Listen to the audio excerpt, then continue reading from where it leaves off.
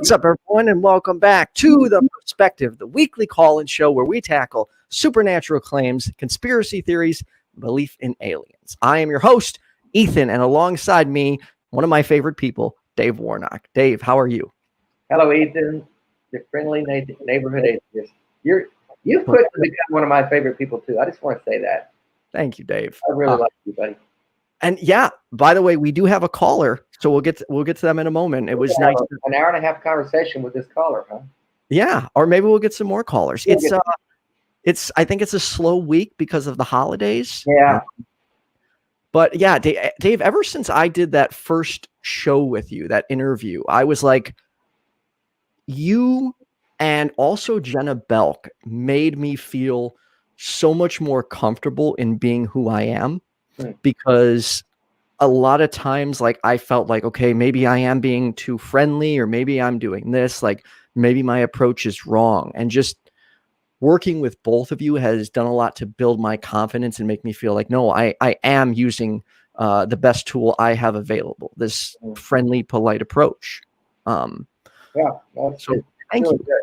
It's a fresh approach, and it's good. There's plenty of angry atheists out there, and you know that does tend to shut the conversation down a lot of times. So I think your approach, and you know Anthony Magnabosco, right? Have you had him? Anthony? Dude, he's rocks. Yeah, he's the same kind of guy. He's this mild-mannered guy, and he just asks questions, and people end up backing themselves into a corner because they realize they don't have the answers they thought they had. Yeah, and that's I am trying to learn more street epistemology, and I'll find, like, one of my friends, his name's Puck. He works with, like, behind the scenes a lot with the community, and whenever I would make a certain post, he would send me a message afterwards. What is the purpose of this post, and what's your goal? Yeah. And by doing that, he started pounding that in my head to where before I make a post or I reply or react to someone, I'm like, wait, what is this comment going to achieve? Mm-hmm. And that immediately makes me change my approach from asserting something to asking a question. Like, well, why do you think that?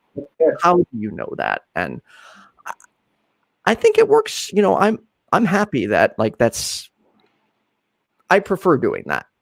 No, it's good. I think that's it. And it causes you to focus your comment or your approach on the end result instead of just talking because you've got air.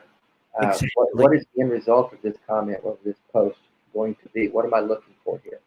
Right. And before we get to our caller, there's, like, to give you an example, one thing, I think you've heard this, we've all heard this, people will make the claim that look at the trees is evidence for God. And immediately I'll laugh, like, okay, come on, look at the trees. But if I'm looking at it realistically, some people believe that trees are evidence for God. So why should I so quickly just write them off and just dismiss it? Not everyone has those critical thinking skills or understands how to properly evaluate evidence. And I just feel like rather than me, like, laughing, I should try and talk to them. Yeah, or ask why they believe that trees is evidence for God. I think when you say, and I know what you're, I think we all have critical thinking skills. We just don't have them developed. And even evangelical Christianity is a very it's designed by nature to not ask the questions. It's to stifle curiosity, and because its stock and trade, its currency is certainty. Evangelical Christianity trades in certainty. You have to be certain about what you're believing and what you think is true, and to ask questions about that is to open the door for confusion and for doubt and for all kinds of fear. So they're just taught by nature to not ask the questions and to not even wonder about something. You just know it. You know it because you've been told it, and you've known it your whole life, and no one's ever come along and challenged that. Right. And I would implore everybody, you know, not just, you know, theists, but atheists too. Everybody should be challenging and questioning their own beliefs. It's, you know, even like from when we did a roundtable on Death with Dignity, prior to that roundtable, I was opposed to death with dignity when it came to depression. And after, probably a few weeks after that roundtable, I spent some time with Sassy Heathen, and I'm like, you know what? I don't know that I could be opposed to death with dignity with depression, because there was a day where, a couple weeks actually, where my anxiety was so horrible that all I could think about was like suicidal ideation. Mm-hmm. It wouldn't go away, and it was horrible. And if right now you told me like, hey, you're going to have to live with this for the rest of your life, that's no way to live. It was horrible. And I could never, ever ask anyone to live through something that makes them feel like that. Right. So do you want to jump into our first call though? Sure. Awesome. All right, Phil, you are on with Dave and Ethan. How are you? I'm good. How are you? Doing good. What was it you wanted to talk to us about? Somehow you and I had got connected on Facebook, and you asked me to call in on your show. And at the time, I looked, and I didn't really catch the name of the show or what it was about, but we were going to talk about ghosts. Oh, yes. You believe that was the subject of the topic. Is it, if I'm remembering correctly, just so the audience is aware, do you think you were targeted by a ghost, or there's a ghost following you? I don't know. Both of those, maybe. Okay, so tell us a little bit about it. What do you think's going on? Well, I have no clue what's going on, really. It could be the guy that had the bedroom before me. He died in a terrible accident just a little while after he left our work. And we were all roommates, and I moved into his room. And the first time anything ever happened, I was sitting there late at night. I get off at around 10 or 11. And I'm up and down and up and down, and I started watching TV in a very small room with a bunk. But I have a big, nice TV, so I just watch movies. Okay. So I sat up, and I was watching a movie, eating something, and it looked like something pulled the covers next to me. And I looked down, it just caught my attention very quick. And I looked down, and when I looked down, it did it again. And it really scared me.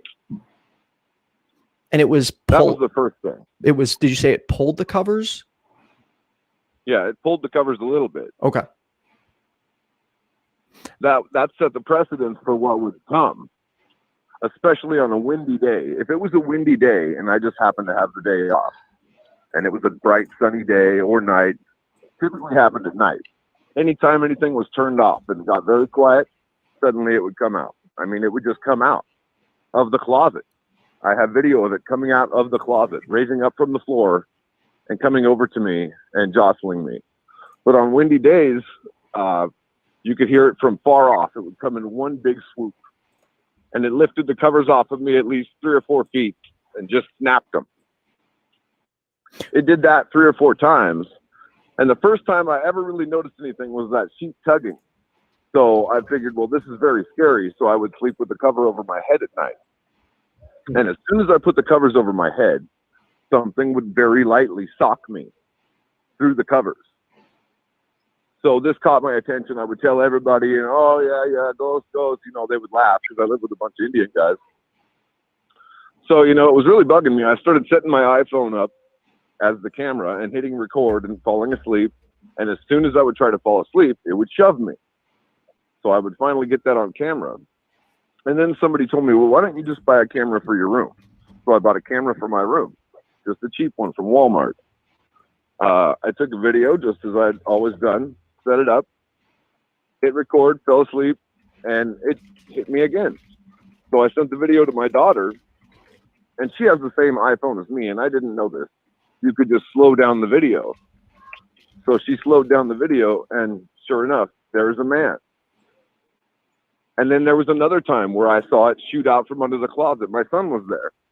And I said, hey, did you see that? And he said, no. And I said, there was a little white marble shot under the bed. So I got under the bed with my phone, and I said, hey, is anybody under here? And that's when you see that picture of me taking pictures with my phone. May I post that picture? Phone, but nothing showed up on my video phone, on my phone, but it did on my video there. Would you mind if I posted the picture you sent me on the screen? Oh, go ahead.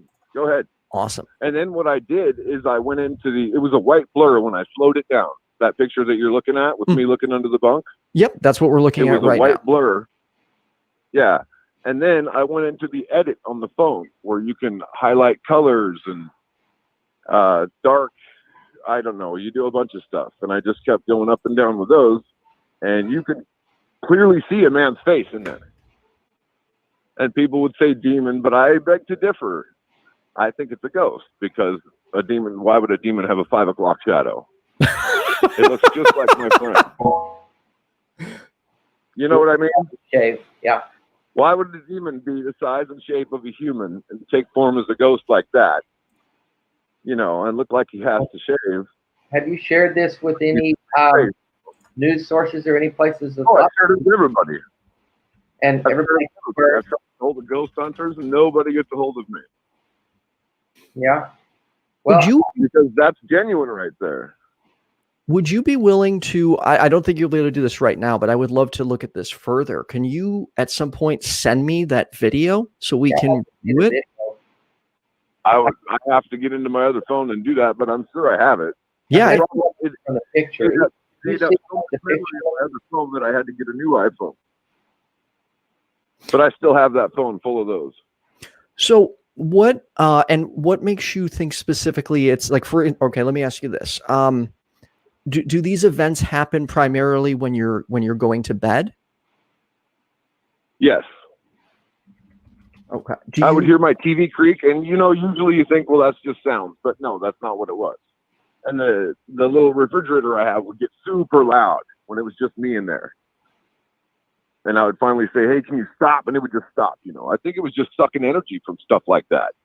Because I literally have a video of it shooting out of the TV as a white ball. It would be a white ball. It would turn my camera on and off, on and off, on and off. It would knock the camera over. I'm not kidding you. No, I believe it follows me. To this day, every night. I finally got a girlfriend. Things are getting a lot easier, falling asleep. But yeah, every other night, I'll feel it. It'll come to me. It'll push me, shove me, whatever it does. Oh, it starts messing with my hands. I forgot to tell you that. It'll lift up my hands like it's examining them and just throw them. I'll be laying there with my hands on my chest. It's the weirdest thing. And they'll just flap to the bed on each side. Bam, bam. Like something grabs them and does that. But you feel nothing on the outside, and you feel like it's not a twitch. It'll make my fingers scratch at the pillows. It's the oddest thing. Like it's just trying to control my hands. I swear to God. No, I believe you. I'm not doubting you in any capacity. It is the most horrifying thing when you feel it. When you know what it is, it's an extra feeling that your body has. And if you ever, and I hate to say this, I mean, if you ever see a ghost, it's really just going to scare the piss out of you. That's what it did to me. So I have when I was a kid, I heard about ghosts. real quick. I always wanted to see one, and when you see it, my legs fell out from under me, man. So when are you familiar with like sleep paralysis? Yeah, it's not sleep paralysis. I'm having a sleep study done actually tomorrow at 10:30 a.m. Okay, I would love to follow up with you on that as well, because I had to have a sleep study done due to my. Yeah, it's not a sleep study. It's not a sleep study, anything like that. I have too many videos. Even the people next to me, they'll see my hands fly apart. You'll hear something too. It's really weird. Why do you think it's trying to possess me? Why do you think this is happening to you? I have no idea. Do you know any other people? Do you have any other friends that have had these kinds of experiences, or are you the only one you know personally? Actually, they would say that they don't want to sleep in that room. Something about it, and they would leave the light on, but they never said what. They would say, they're Indian, and they would say, "I feel something. I don't know. I feel something." But it's true. And I'll get back to you though. But I'm at work right now. Like I've got so much backed up work to do. Okay. I work in a restaurant, and there's so much backing up on me right now. I told them I might cut out for a minute for the phone call, but I will call you next Tuesday, and I'll try to show you some pictures before then.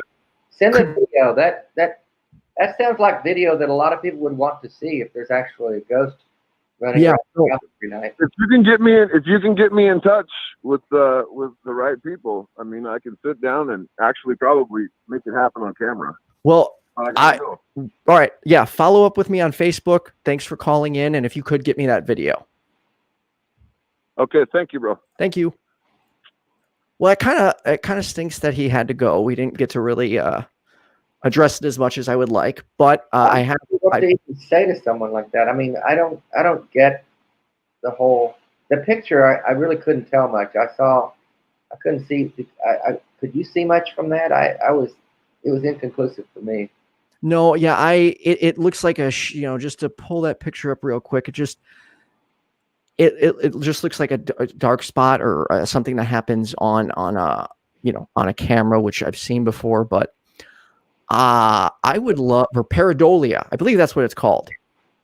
I would love to, I need to find out where he's from, because I feel like if we can get that video, there are plenty of people within the skeptic community that would love to not only see it, but if he can replicate this, I can tell you right now, Puck or, other people, I don't want to speak for them, would be very, very excited to see this in action.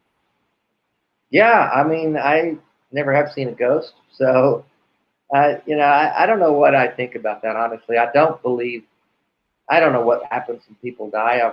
There's lots of people that believe in ghosts, but to me, it just seems like a weird. I don't understand the purpose of it or what that's about. What do you think? What do you think about what he sees, Ethan? So I want to be clear. Like, I know, unfortunately, sometimes when people talk about this, they assume that we don't believe them or we think they're lying, and that's not the case. I believe Phil is seeing these things. I just don't believe that they're necessarily conclusive, or they it's a ghost. I feel like there could be a lot of other things going on. I know myself, like, for instance, when I had, like, my epilepsy was really bad and I would have these absent seizures, I would have like random body movements. I would wake up in unfamiliar places. Or I shouldn't say I wake up in unfamiliar places. I'd wake up and be like, how did I get here?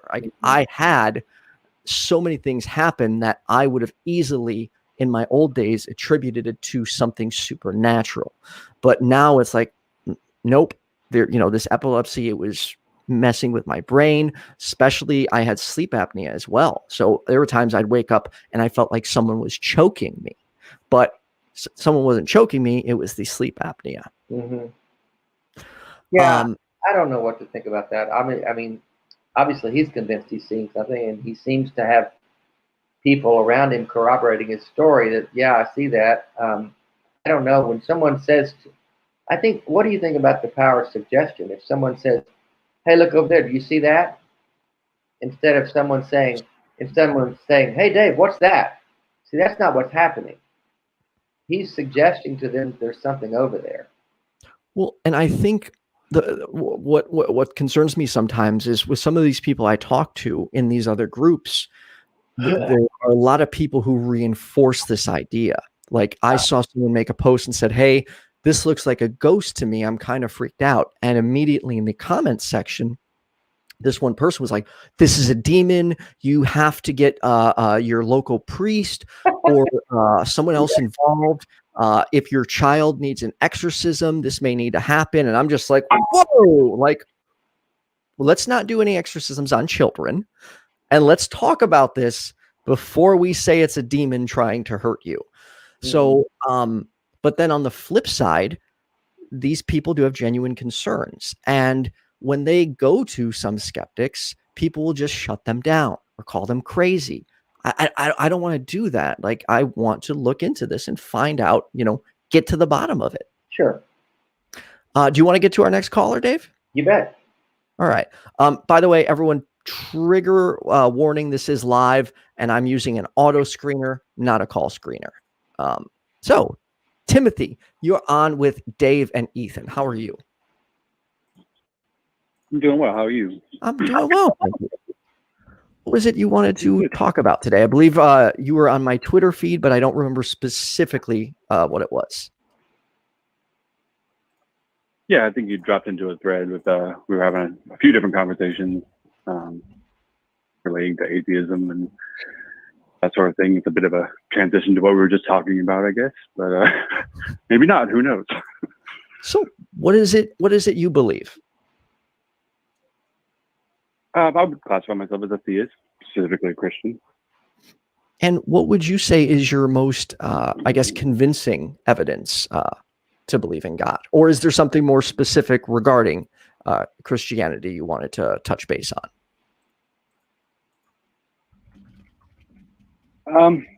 You had mentioned that you wanted to talk about my definition of atheism.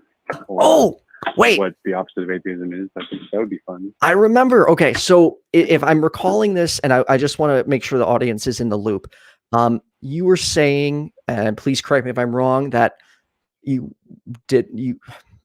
I don't want to mix up people. Could you go ahead and just tell me what it was we were talking about? I apologize. Yeah, I mean, you had mentioned, we were discussing the definition of atheism, and the thread that you dropped in on was, I think we're the Ethan's streaming. What's wrong, Dave? Oh, sorry.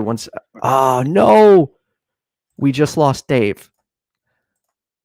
All right. Well, hopefully he'll come back in a minute. Sorry. Go ahead. Continue, Timothy. Yeah, we'd been discussing the typical definition of atheism, and I had been discussing how, a lot of atheists today use this typical dictionary definition of a lack of belief in God. And I had mentioned that, I am actually I just simply lack atheism. I'm not a theist. I just lack atheism. Okay. So were you saying that to like pull my leg, or were you being serious? In a way, it's difficult on Twitter. The reasons I like Twitter are also the reasons I hate it. It's a little bit hard to keep a coherent conversation going, but I think I was making a point with it, a little bit of pulling your leg, but also I think I'm making a valid point. Sure. Okay. So real quick, let's define atheist. I do. Now, I know there are some people take the older philosophical definition, which takes a positive claim saying there is no God. I, for one, don't take that position. And I believe I can speak for Dave on this as well. We would both define atheism as either the lack or absence of a belief in a God. Is that true for you as well, Dave? Yeah, what was his statement? I missed that. I got kicked off for a minute. No, that's okay. So we were talking about the definition of atheism, and he had said that he is not an atheist because he lacks atheism. I believe we were essentially going back and forth on what the definition of atheism is. Atheism is a response to the claim that there's a God. It's basically saying that I don't see enough evidence to believe that your claim for a God is credible. Atheist. So it's not saying I don't believe.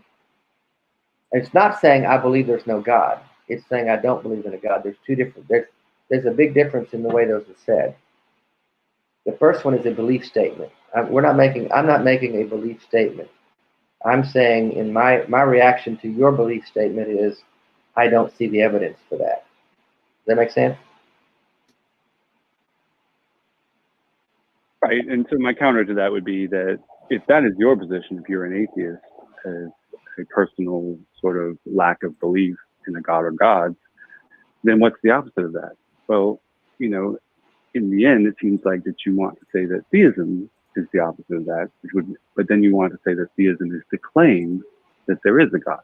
It is. Well, why do you get to say that I personally lack belief in God? I'm not making a claim either way. I'm not making a statement about reality. I am just simply stating my personal lack of belief. Well, then I am not a theist. I am simply not an atheist, right? So I just simply believe that there is a God. I'm not making a claim about reality necessarily. It's just my personal belief.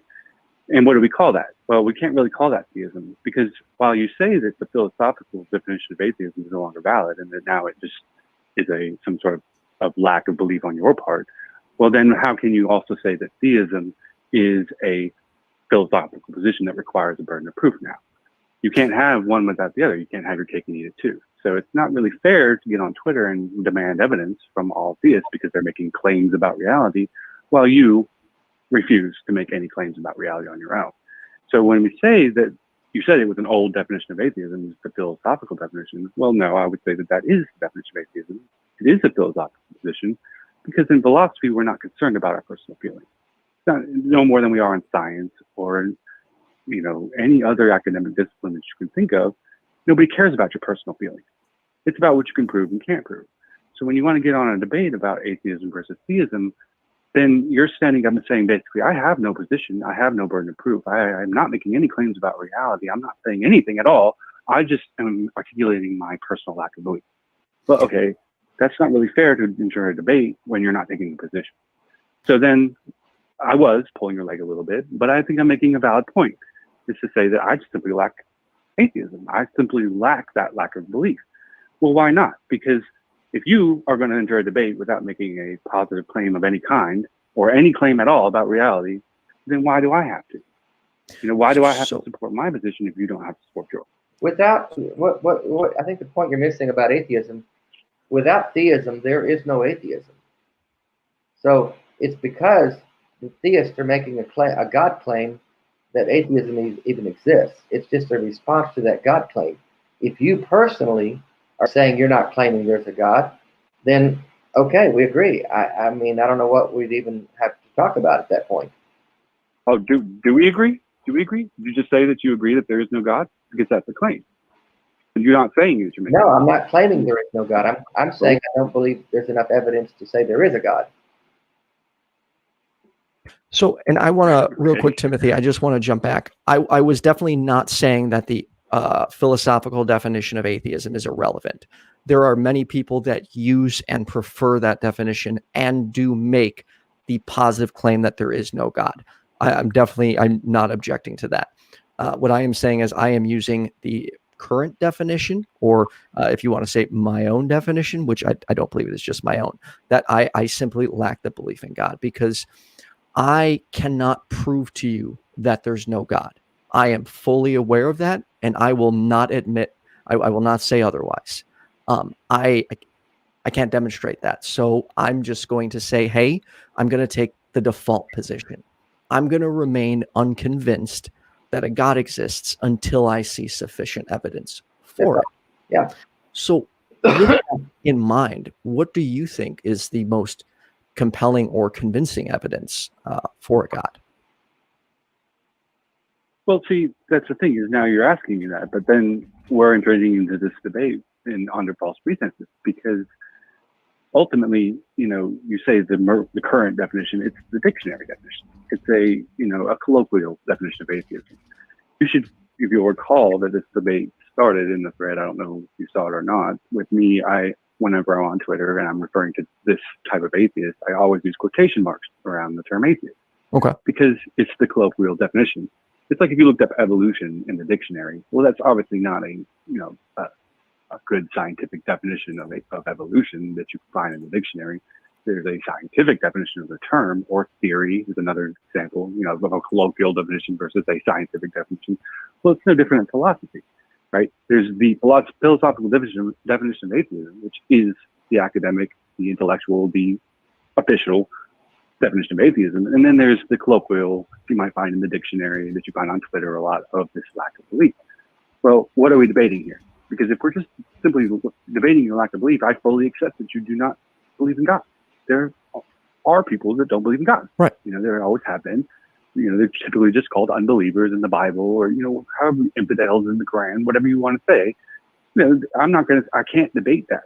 I can't debate your lack of belief because it's not a debatable question, right? But if we're going to actually take a philosophical, even though, probably none of us here are PhD philosophers, if we're going to take a philosophical position and try to debate it, then we need to take a philosophical position. So your position would be there is no God. My position would be that there is a God. And then we discuss and try to prove or debate or offer evidence one way or the other and decide. So here, right? I think, let me try this. I think the issue here is you're looking at this as a debate. To me, what we're doing right now, we're not debating. We're having a conversation. If we were entering a official debate with opening, closing, cross, all that stuff, then yeah, it might be more useful to each side have their own claim. But we're just having a conversation, and I'm personally looking to, I seek the truth. I don't do this show just to argue. I want, if there's a God, I want to know. I do. And that's why I ask people to call in and give me their evidence. It's not for me just to sit here and stroke my own ego and say, look at me. I'm right. There's no God. Like I want to know. I do. So if I may, what do you think is the most compelling evidence to believe, to substantiate a belief in a God? Right, and I respect your question. I know why you're asking it, and I want to answer it. But I do, on Twitter and also here, want to establish, if we're not debating, then how are we seeking truth? If we're simply having a conversation, then the conversation's over. You don't believe in God, I do. Okay, well, great. You know, I mean, I'm not going to come. Why do you believe in God? Like you, or what Ethan is asking you is, why do you believe in God? he broke up a little bit. What was that? What He was asking you is, why do you believe in God? Okay, I mean, that's fine. You know, I can answer it, but am I answering it? Are you going to expect me to provide you, you know, philosophical, logical, scientific proof? No, just Are you simply asking my opinion? right. It doesn't seem like you want to answer a question, Timothy. Right. Like, what would you say is the most compelling evidence for you that you would like to share with us that we might find compelling?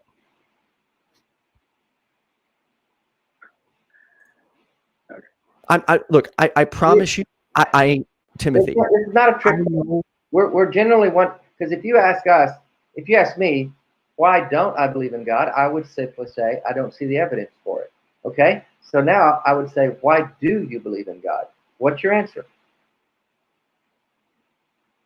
Okay, well, I mean, then I'll stay on the same thread. If we're not talking about anything academic or official or, you know, anything like that, then 99% of people who've ever lived believed in God.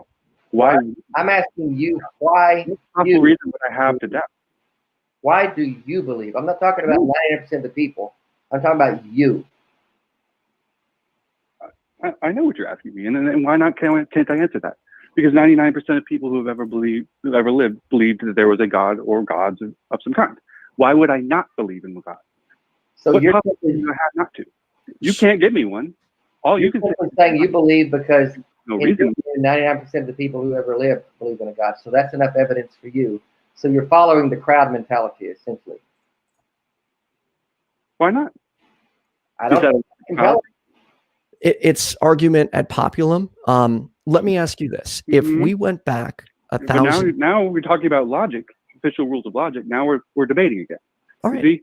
Now that's a fallacy. Well, fallacies only matter in a debate, as in, you know, we're debating. True. So I'm taking official position. You're taking official position, and now I committed a fallacy of logic, and I can't use that because it's a fallacy of logic. Well, now you see how we're not really having a discussion; we're having a debate. But it's not. It doesn't. So it doesn't have to be a debate. I just want to answer the question for you personally. I just wanted your own personal answer. The man Timothy, the human being Timothy. Why do you personally believe in a personal God? It's a real simple question.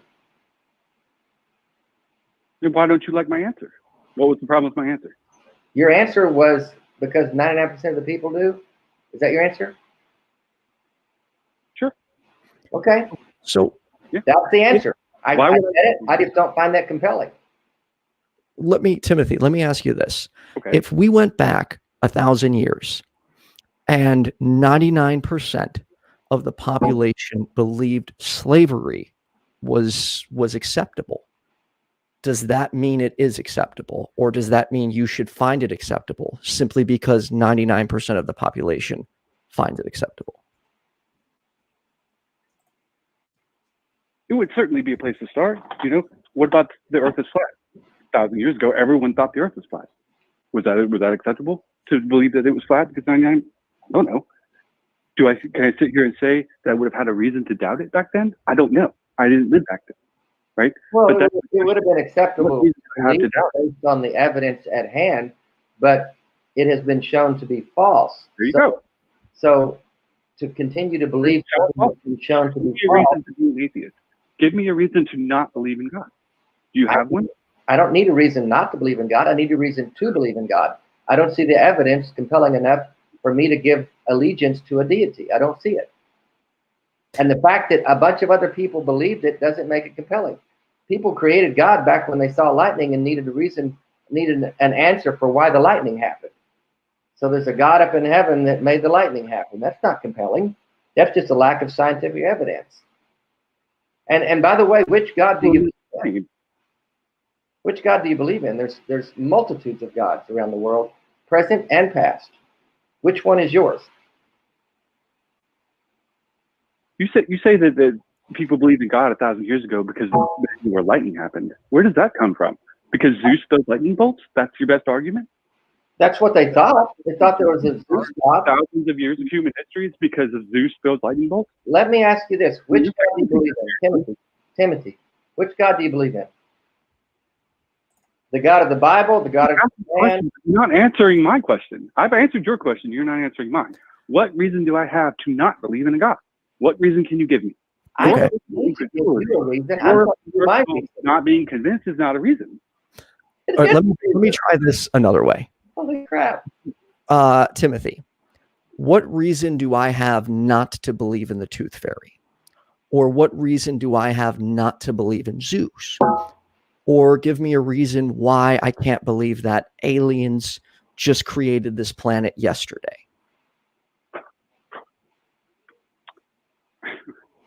The tooth fairy. I mean, do you have kids? You know that you put the money under the thing, and it's like it's a fun game that we play with kids. Like nobody actually believes it. Some people would say that believing in God is a game adults play, though. So my point is, that would be a huge claim. I mean, nobody believes in the tooth fairy. Nobody believes in Santa. You're comparing the kids believe in Santa. People don't believe in Santa. And you're comparing it to the tooth fairy. I mean, do you think that's a rational? Like, you think anybody's going to hear that argument and have their mind changed? I mean, I don't think they're going to have the mind changed, but I'm using it to articulate a point that the arguments you're using can be used on anything. So I don't have to give you a reason not to believe in God. I'm asking for a reason to believe in God, because the default position I have a reason is not to believe in I'm not tooth convinced. Timothy, do you believe that there's an evil, satanic cabal of people that are running a child pedophile ring out of a pizza parlor in Washington, D.C.?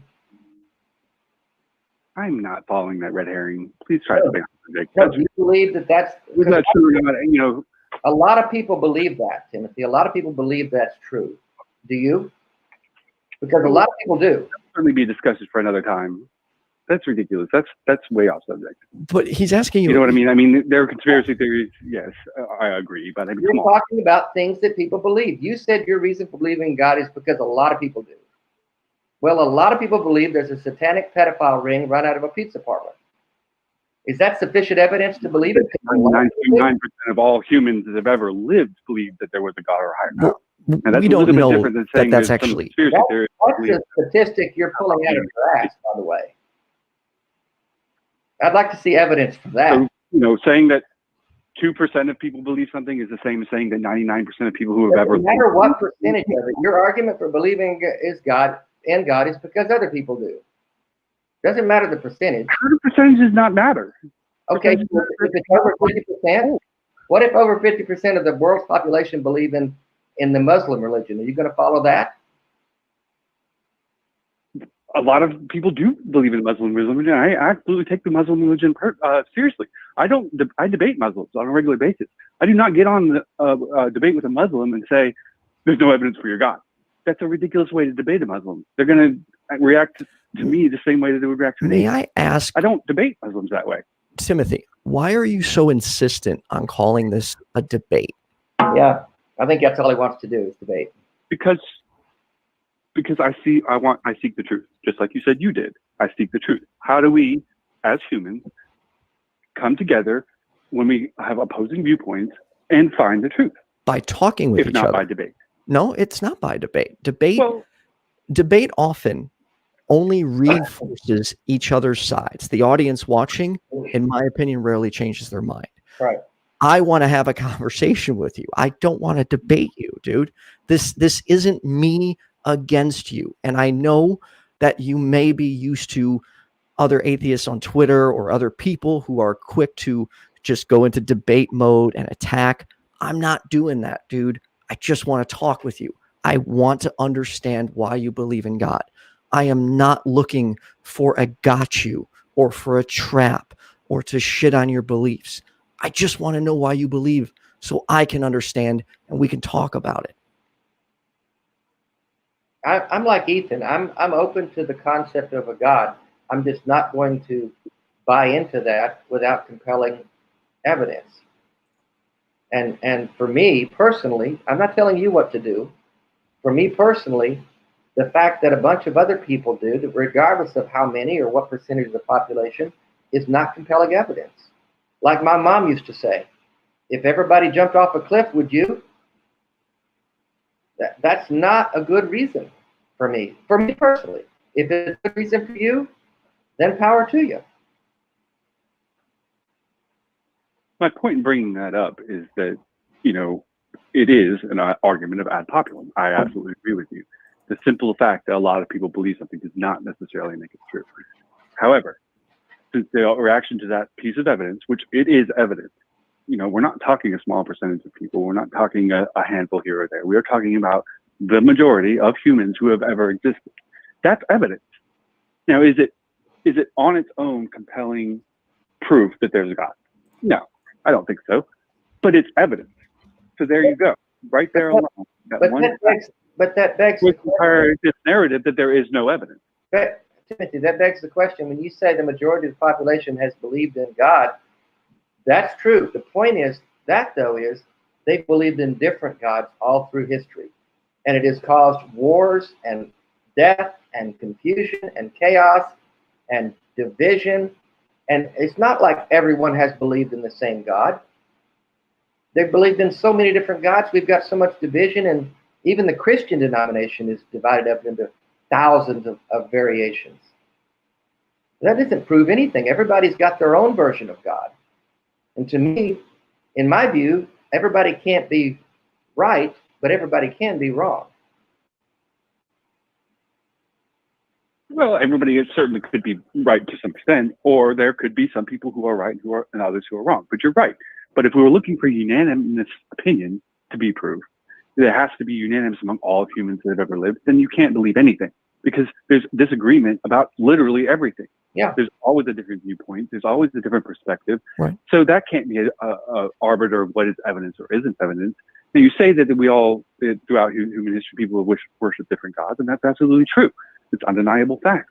But they've all agreed that there is a God or higher power, right? So then it just becomes a question of which God, which one is the right one, which one, you know, or if you take a more broad perspective, like I had an opportunity to go through a comparative religion classes in college, which were great. You know, you start to realize that there are common themes among all religions on the planet. There are differences, obviously, but there are a lot of things that are also similar. And then you take the broader term of theist, which again, if we go with the philosophical definition of theist instead of the dictionary definition, or you might say classical theist, classical theism, then what is defined as God is very specific. It's so specific that there's been thousands and thousands of pages written by all kinds of people and philosophers throughout history on what the definition of God, big G, is. And so that's a subset of all of the religions that have been on the planet. But even so, there are similarities between theism and polytheism and all the other religions out there. So you say that, you know, they can all be wrong, but they can't all be right. Well, I, to an extent, agree with you with that. But at the same time, there are similarities. That could be, the differences could very well be explained by just cultural differences, the way that people have changed and evolved as they've lived in different places and been geographically isolated. Or a reputation. So, right. Go ahead, Ethan. Sorry. Let's, if we could, let's try and get back to specifically, like, let me just, Timothy, try and paint a picture for you, okay? I was a Christian. I was not an evangelical, but I was a Christian for many years. And when I used to believe, after my brother passed, I used to believe I would see him again. I no longer do. However, if you're telling me that there is a God and there is an afterlife, and I have the opportunity to see my brother again, I'm on board. I want to look into this because that would bring me tremendous fucking joy knowing I could see him and talk to him again. But that want is not going to supersede my need for the truth. So with that in mind, what is it specifically? Because you've already said you're aware of the fallacies you made and you agree. What is the most convincing? Help me get from where I'm at to where you're at. Well, first of all, I want to say sorry for your brother, man. I don't know what to say about that. I'm really sorry for that. It's tough for him. Right, thank you. So I just want to say that first. But you know, my point in bringing up is that, you know, the point that I'm arguing against mostly with atheists is this claim that there is no evidence. Now, is the fact that 99% of people who ever lived that believe in God and our higher power, is it proof? Is it 100% conclusive? Does it mean it's true? No, but it is evidence. And I would say the same for the rest of the evidence that I could list for you here on the show, is that each individual piece, if you take it individually, there's reasons to be skeptical of it. There's reasons that you might not believe it or might not find it compelling. But as a cumulative argument, as a whole, when you take all the pieces and put them together, makes me a theist. Now, you know, we can discuss each one as we go, and that's fine. You know, that is what Twitter, the atheist adults on Twitter are. They're constantly going through these long lists of evidence that we theists provide, and the atheists prove that they can be skeptical of them, and the theists provide another one, and the atheists provide skeptical of them. But the reality is that there isn't a one piece of compelling evidence that I can give you. There's not a scientific paper that I can cite for you. There's not this one thing. There's accumulation of all of the things that we observe as humans that lead me to believe that there is a God. And on top of that, okay, on top of the fact that there are all those things, there is not a compelling counter argument. You have the most vocal people that don't believe in God, that oppose a theist viewpoint, are atheists. And atheists will not even say that there is no God. They won't defend that position. They won't make that claim about reality. I don't want to. On the one hand, you have that. On the other hand, you have the loudest proponents. Oh, sorry, Timothy. Yeah, I the thing is, Timothy, I want to be as honest as possible. And if I right now say to you, there is no God, I would be lying. I would be being dishonest with you and dishonest with myself. It's not me trying to avoid or scapegoat. It's just the truth. I can't tell you there's no God. So why would I take that position? That position for me isn't true. It seems to bother you, Timothy, that we won't declaratively state there's no God. Why does that bother you? It doesn't bother me. It's just the point that you add on top of the evidence that I do have for God, to the point that the most vocal people that are opposed to belief in God are. I still haven't seen the evidence. My worldview. I'm sorry. You say all the evidence that you've shown for God. I haven't seen. All I've seen is that you said there's a lot of it, it's cumulative, and that most people believe. And in fact, to that point, you realize there's probably in the U.S. alone, there's probably 20% of the population that doesn't believe in God now. So to say 99% of the people do, right out of the gate, that's not correct. I mean, if you look at the poll numbers, you'll find that it's actually that, you know, there are other spiritual, you know, they're not atheists. Okay, you say to 20% of people who don't believe in God. Well, according to your definition, that makes them atheists, but they're not atheists because they had the opportunity on the poll to select atheists, but they didn't. So they might believe in something more vague. They say non-religious, non-believers. The reason that people don't use the word atheist is because it carries such baggage. You can't even you can get in all kinds of trouble in work, with family, everything else if you come out as an atheist. So there's reasons that people don't claim the title atheist, and you seem to have a problem with that, but you don't know what we deal with by openly saying I'm an atheist. It takes more courage than you might realize. To give you an Yeah, example, but at the same time, you just cited a poll that, presumably an anonymous poll where they could have selected atheists and didn't. So it's not like it's a job interview or anything like that. They could have All right. if they were atheists or if they. So the poll. I mean, I wouldn't really necessarily rely on that this much, but I made a post on Twitter and I said, Christians/theists, what do you think of when you hear the word atheist?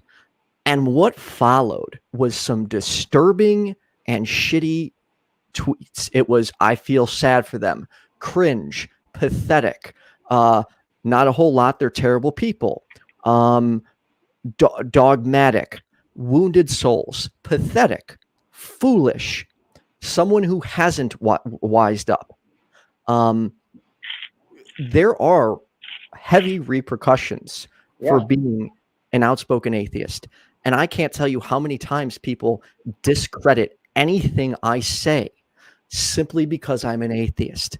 I remember being in a political argument recently, and the guy looked at my profile. He goes, "You're an atheist? Like I'm going to take anything you say seriously?" That is what we deal with. Yeah, I get demoted as a manager in the business I worked in for years because he found out I was an atheist. You can't run for public office in many states in this country if it's known that you're an atheist. Yeah, I mean that's unfortunate if it's true. That's the point. The point is that's the reason people don't identify as atheists. They'd rather say none. It's safer, and there's a reason for that. So when you say that the people out there aren't atheists, I don't think that's accurate. Again, it's not a poll that we're looking at. It's just that it's the trend in the not only this country but in the world. The world is becoming less religious, not more religious. That's just factual. That's not my opinion. It is a poll. It is a poll. The figure that you cited is from the Pew Research poll. There's you can go in and examine the questions that they ask. But you say several times tonight that you believe in God is because 99% of the people do. And that's just not accurate, nor is it a compelling reason. So, again, Ethan and I are both saying... First, I said 99% throughout history. I'm not talking about... We are both saying to you that we are open to the idea of a God if we can be presented with compelling evidence. And to this point, not only in this show, but in all of life right now, I don't see that compelling evidence. I just don't. So yeah, we've got a couple minutes left, Timothy, and then we got to wrap it up. So I know you did say the one of the things you found convincing was you had cited 99% of people believe. What would be something else you found convincing that we could talk about? Okay. I just want to restate my position, my point here. If we're not debating, I want to make sure that you guys understand. Okay. They brought the 99% up, because not as compelling proof, not as something that would necessarily alone convince you, but as evidence. So the entire rhetoric against that, whatever reason atheists always say, is that there's no evidence. Right? That's your claim. There's no evidence. It's just simply not true. I've already given you one thing that is evidence. Now, no however convincing you want to take it, evidence, compelling or not, it is evidence. Okay. So unless we're defining evidence in a very specific way, such as maybe possibly scientific evidence, then there is evidence. Okay. So if we agree with that, then we can move forward. Okay. I would agree that there has been, depending on how you define it, there is evidence for a God. However, I don't believe there is convincing evidence to believe in God. Right. If you for God, then you have to decide which one, because the gods are competing in the world. They're not. You can't just say I believe in God and that satisfies everyone, because if you go, to Muslim countries and tell them you believe in the Christian God, they're going to say you've got the wrong God. The Muslims come over here and they say I believe in Islam, then you're going to say you've got the wrong God. So again, there's not compelling evidence for the Christian God if if that's what you're happening to believe in. Anyway. Well, Muslims are theists. They've actually, like Islam cosmological argument was actually developed by theists. Yeah, I know those theists. I'm just saying that religion's different approach to who God is. Whenever I hear someone say the Kalam, I think of Dean Meadows, the Daily Apologist. It is his favorite argument for a belief in God. But Timothy, we do have to move on to our next caller.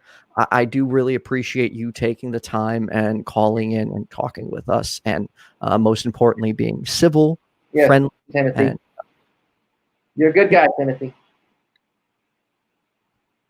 Yeah, I'd love to talk to you guys, and I'm glad to have an opportunity to talk to you guys in real life rather than on Twitter, have an actual conversation. So I appreciate the opportunity. One of these days we'll have a beer and talk it over. That would be awesome. Thanks. Thanks again, Timothy. I hope a good day. Be safe. Hey, let me say hello to Edith. I see the comments, and I don't know how to write a comment in, but I see, hey, Edith, good to see you, girl. Eddie, It was Trina. I apologize. It was either you or Edith. It was like right around the same time. I don't remember which was first. I'm so sorry, but you both are awesome. Am I accurate in seeing in the comments that these women are arguing about who was your first? Well, okay. Technically, Trina was my.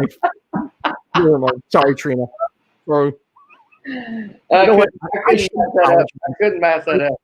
Trina's more outspoken than I am, so she would probably be blurting that out anyway. So, all right, let's get to our next caller. It looks like we have Allison. You are on with Dave and Ethan. How are you?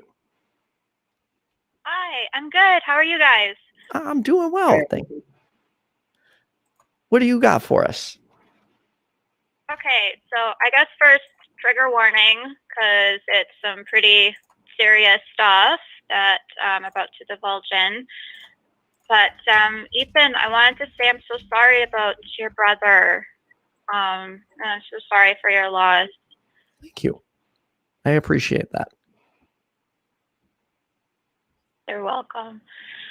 So, let's see, where do I start? Back in 2007, I was in college and struggling, and Ethan, you mentioned suicidal ideation, and I gotta say that was the time in my life where that was the strongest for me. Like, it was just this obsession of figuring out ways to like physically hurt myself, and just wondering where I was going in the world and where to fit in, and like I just felt like I had no purpose, and I just kept obsessing about harming myself, especially like my legs. It was just a really bad time, and I had a roommate who was going through a breakup of her boyfriend of 5 years, so she wasn't really able to support me and much either. So I was just like laying around and feeling so horrible. And then one day I woke up and I had this really weird pain in my leg, like my left leg, like around the pelvic area. And every time I put weight on it, it would hurt. And I was like, what the heck's going on? And I'm like thinking it's a muscle cramp, and I'm massaging it and I'm stretching, and it still wasn't going away. And I'm like, what the hell? So my roommate suggested to take a hot bath and soak it out, because it's probably some kind of muscle thing. And so I had a bath, and I got out of the bath, and my leg was purple. And it really was kind of scary. And I'm like, oh my gosh, maybe I have something serious going on. So I called a friend, and I was like, I need to go to a doctor. I think there's something wrong. And I went to the hospital, and sure enough, I had this abnormally large blood clot that formed over God knows how long of a period of time. And I went from wanting to die to fighting to live. And like I was put on blood thinners, and I had to give myself the heparin needles. Like, I had to inject myself every day. And this happened like right on Easter. I think it was Good Friday that I went to the hospital, which I thought was interesting timing. But like I was thinking, I was like, this is just bizarre. It's like I go from thinking, like, obsessing over dying and being hurt and hurting myself to having this gigantic blood clot in my leg, threatening my life, and wanting to like fight and live. So I guess the connection is like, is the mind that powerful over the body where my obsessive, negative, suicidal, ideating thinking led to that blood clot? That is a tricky one, and I wish I kind of wish we had a doctor on for this one. Yeah, we're not professionals here. Here's what I will say, based on the limited, very limited medical knowledge I have. I am not a medical professional. Please, no one take what I'm saying as fact or truth. It is just what I understand on my own subjective experience from what I've looked into. With that in mind, I do think the mind has incredible power over the body. To give you, I guess an example would be when I was at the height of my like suicidal ideation, when I was at my worst. I remember like what one thing my one of my family members said. They're like you look like there is something crushing you. Like I was like walking like this, and I remember after that changed, and it felt better. Like it was like this. I was no longer in this physical pain or having this weight holding me down. And I remember when I first saw my brother after it, he looked right at me and he's like, "You're back to normal, aren't you?" And I was like, "Yeah, why?" He's like, "Your walk, it's totally normal." I'm like, "Dude, it's like my mind just like warped my body in such a way where I was just like crushed, and it sucked and it hurt. But I don't know, a blood clot, that's like a whole different beast. I don't even know what to say. I mean, is it possible? I assume, yeah. Plausible? I don't know. Dave, what do you think? Yeah, I'm thinking of I think there are things that happen in our bodies that would probably not be attributable to mental like stress and anxiety and things that that we would cause. We can make ourselves worse by and I won't say positive mental attitude or negative attitude. I'm not talking woo woo there, but like for instance, I have ALS. It's a terminal disease that doesn't have a cure or a treatment at this point, and I've been dealing with that for a couple of years now, and I've learned that there are some mental issues that can exacerbate that. It can make it worse if I'm dealing with a lot of stress and anxiety and pressure, and I'm not getting enough sleep. And those are things that can make my issues worse. But it's not like a lot of stress would have caused that. It's not like, oh my gosh, I was going through a period of my life when I was stressed and anxious and depressed, and that caused ALS. And I think to think that is a fallacy. And like Ethan said, neither one of us are medical professionals, not even close. But I would not think that something that you were dealing with in your mental area there would cause a blood clot. Like I see a comment that's very good actually, Aunt Jer. Inactivity. If you were, too sedate, sedentary, not sedate, sedentary, and not getting enough exercise, something like that could cause a blood clot. Perhaps, I don't know. I actually had a stroke a few years ago, a mild stroke, and that's a blood clot in the brain, as you know. And they could not determine that anything I had done or not done caused that. They just didn't have a reason for it. So that's kind of my input on that on the outset. Were you, Allison, were you more inactive during that period?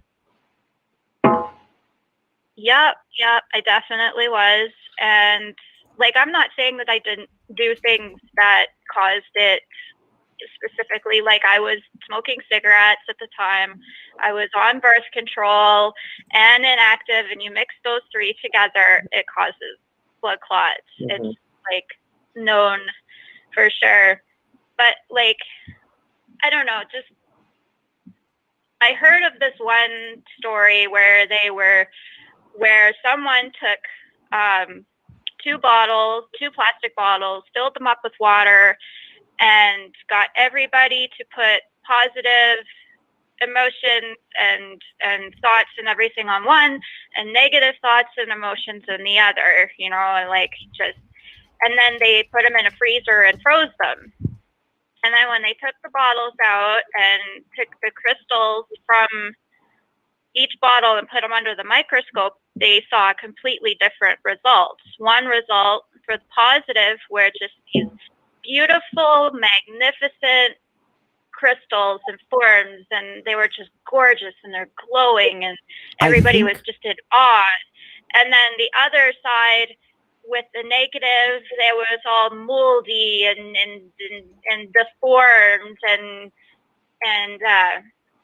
decaying and stuff like that. And that is what triggered that thought in my head, where it's like, holy shit, is that how my blood clot was caused? Is because of how much negative I put in. It's like blood is very similar to water in consistency, so it was like, well, maybe. So are you by chance referring to the Dr. Masaru Emoto test? Is that what it's called? I'm not sure. So with that experiment, originally it gained a lot of traction, but unfortunately nobody was actually able to replicate his results, and he didn't finish. From my going off memory, he didn't publish everything about the study, so they weren't able to verify it in any capacity. So yeah, I don't. That's really all I know about that. But I don't know, negative and positive energy.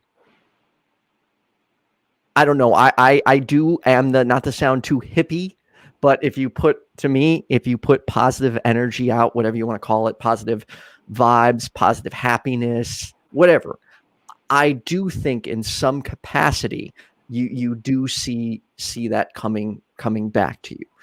In my own life, I just feel the nicer I've been to people, the more supportive and patient they are with me. Yeah. And I mean, I think that works for everything, though. Like, if you try to have a more positive outlook, or not just focus on the negative, because to me, negative, anger, hate, those, while they can be useful, they can also be detrimental to your health and to your mind. Like, when I, during my worst, I remember being very hateful and having vindictive, angry thoughts. And just when I saw someone else happy, I'm just, they didn't deserve that. Like, I remember, and all that did is just warp my mind, my thinking. It took away my skepticism in so many ways, because instead of being a skeptic, you start, well, you're still a skeptic, but you're what I call a negative skeptic, where you start looking for the bad in everything rather than being as objective as possible. As some would call it, the dark side of the force, which, whatever you want to call it, negative energy can pull you down, I think. But in terms of how it affects your body, I don't know. Yeah, I think it's been verified that positivity is going to make you overall more healthy or feel better, and negativity can drag you down. Now, you can be the most positive person in the world and still get cancer, or a blood clot or anything. So it's not like a foolproof, effective block against any sickness or disease coming your way. A lot of that stuff is just random, and like my ALS, no one knows why I got it. It's a very rare disease, and very few people get it, and I just happened to be one of them. And it wasn't genetic. It wasn't anything. It wasn't something that I caused to happen because of negativity or abandoning God or some bullshit like that. It just happens. You know, it's a random, chaotic world. And you know, I one of my favorite moments of I shouldn't say this is favorite, but this is a moment where I was like, see, I remember there was this angry theist. This was like months back in my YouTube comments, and he's just going hard. Atheists are this, atheists are this. And I was just like, yeah, dude, thanks for watching. And I was like, hey, hope you're doing well. And I refused to let him make me mad. And by the end, his tone changed, and he went to, wow, you're a really patient, nice guy. I'm kind of enjoying this. And that to me right there is like why I want to do it this way. Like positive energy, focus, care, compassion, listening to other people. That shit's infectious and is more powerful. And to me, achieves so much more than just tearing someone down. Like, I don't like doing that, man. I'm not doing this show to rip people apart. That's not fun for me at all. Well, that's why you're the friendly neighborhood atheist. That's why I'm the friendly atheist. You really are. Allison, are you doing better now? Yeah. Oh, yeah. I'm doing a lot better. Like I've been in therapy for the last like month and a half, and then I'm taking DBT weekly. So I don't know, like calling into the show has kind of been a little bit of doing my homework in a way. Good for you. Like last time I called in, we were talking about loneliness and stuff. And after I got off the phone, I was like, damn, I think I just did some homework there. Good for you. But, speaking of loneliness, that kind of ties into it too. Like Ethan, you were saying that loneliness can cause physical pain to the body, right? I from what I had read, yes, one of the side effects of long-term loneliness can it starts with depression and then can escalate to feeling physical pain. Yeah. Based on the last paper I read for that show, what Allison's referring to, I do a weekly show with Jenna Belk every Sunday at 11 a.m. It's on mental health. Each week we'll talk about different things like mental health, and loneliness was last week's episode. Yeah, if you're interested in mental health topics and want a break from regular atheism, check out the Ethan and Jenna show. It's youtube.com/the Ethan and Jenna show. That's awesome. But Allison, did you say you are feeling better as a result? Yes. Yeah, well, I'm feeling a lot better.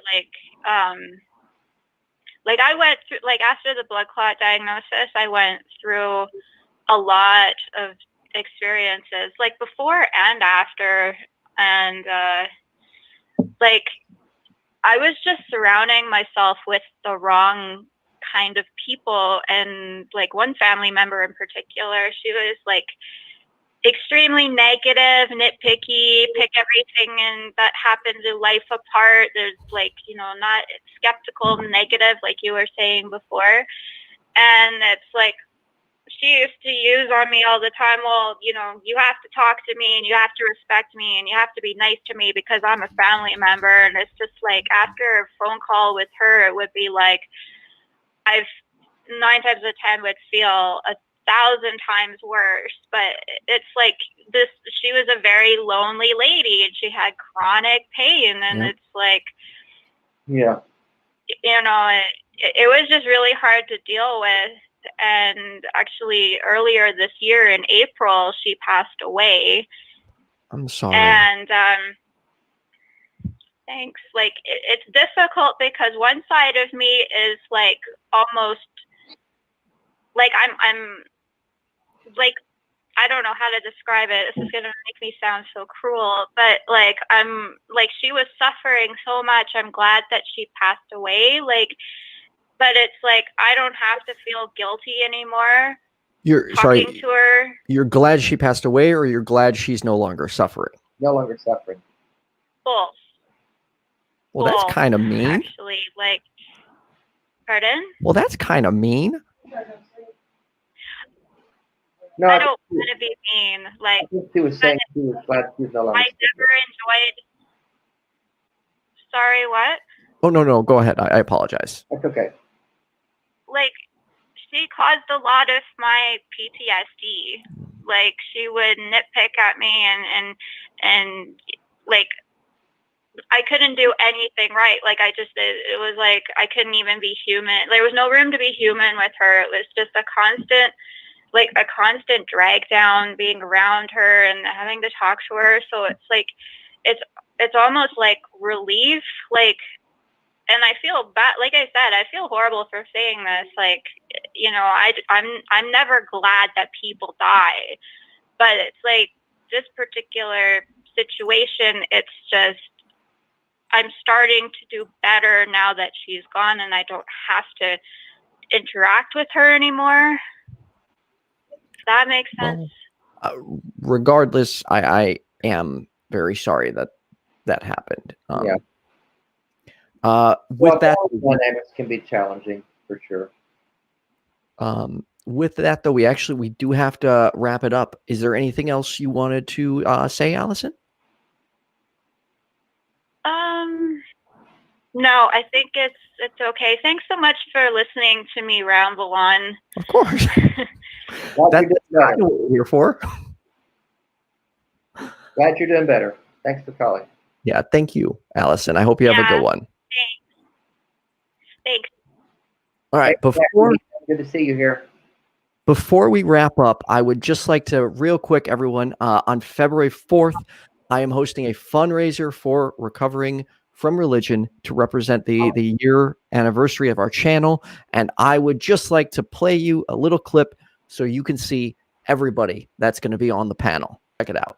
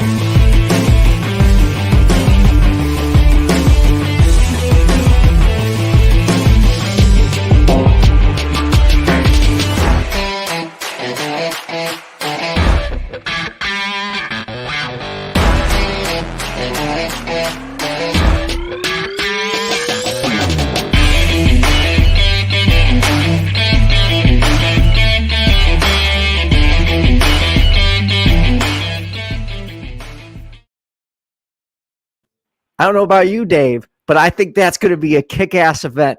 You've got some people, babe. Good Hell job. yeah. Wow, that's going to be a blast. So excited. And you know what I'm also excited about is the fact that like my Christian friends are joining in the fight and willing to support this this great cause. So not just atheists in there, you know. And it's funny you've got Christians wanting to support recovering from religion. I'm not sure I understand that. I went to them the same way I went to everyone else. I know we may disagree on the position of God, but there is one thing we can all agree on, and that is people are harmed by religion, and those people need our help. That's right. And I'm happy to say that the Christians on the panel immediately were like, yes, I can do this. And that's awesome. Good job, Ethan.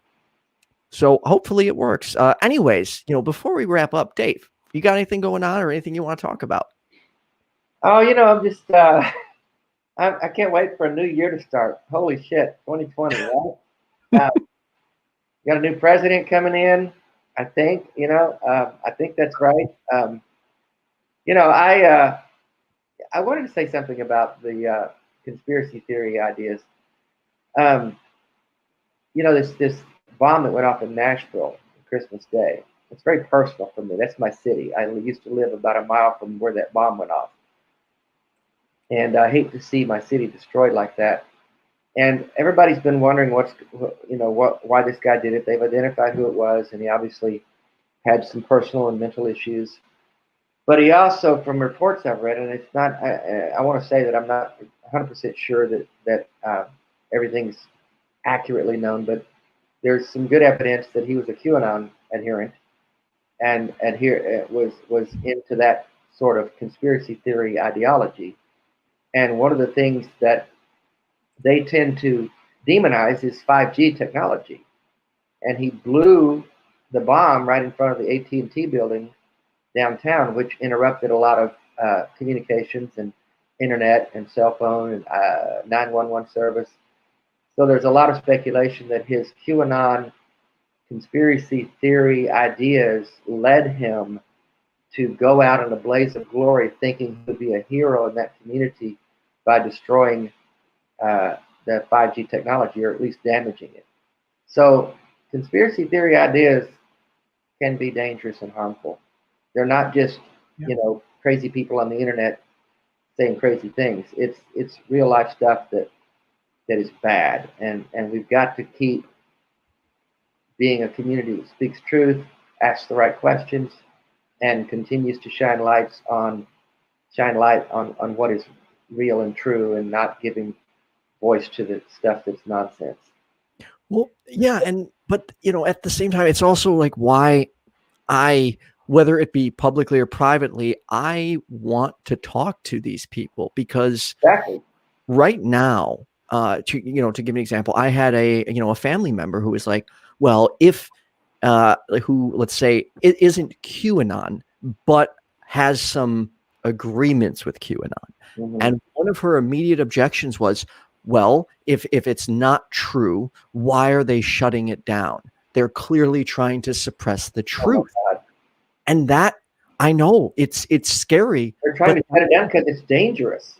Right, but not everyone realizes that. You and I do, but a lot of these people think their truth is legitimately being suppressed. Yeah. So to them, they're like, I have to get this out there. Mm-hmm. And that's why I want to talk to them, because to a certain extent, we need to shut them down. But also, if we shut them down too much and don't engage with them, they're going to continue to grow. Mm-hmm. Anti-vaxxers are continuing to grow. We have to find a way to get through and talk to these people, or we're not going to get anywhere. Yeah, it's a tough assignment, though. It is. They're hard to communicate with. I ran into an old friend of mine that I used to be in Christian community with years ago. Reconnected with some guys, and one of them is full-blown QAnon, and the stuff he thinks, and he's a smart guy. That's what's baffling. He's got a master's in physics. This is not a dummy.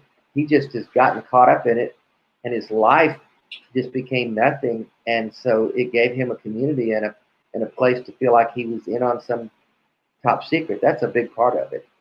And it's just sad because I couldn't communicate with him. There was no point of communication. Sucks. Anyway. Yeah. Good work. Keep it up.